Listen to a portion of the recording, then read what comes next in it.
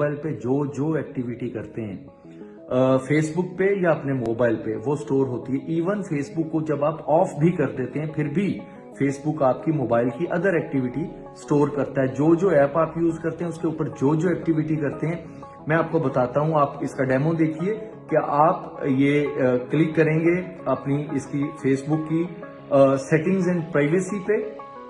उसके बाद आप सेटिंग पे क्लिक करेंगे तो आप ये देखिए कि इसके अंदर डिफरेंट जो है ऑप्शंस हैं आपकी फेसबुक के हवाले से।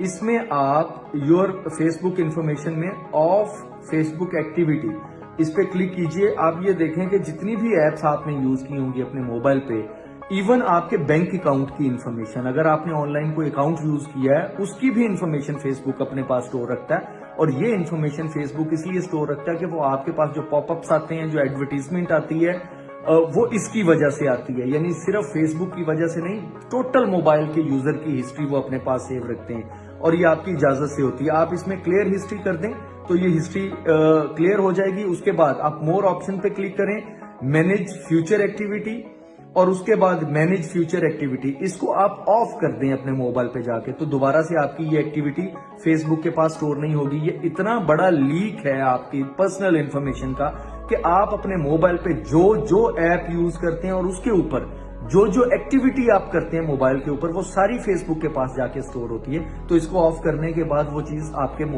मोबाइल में फेसबुक के पास स्टोर नहीं होगी जाके।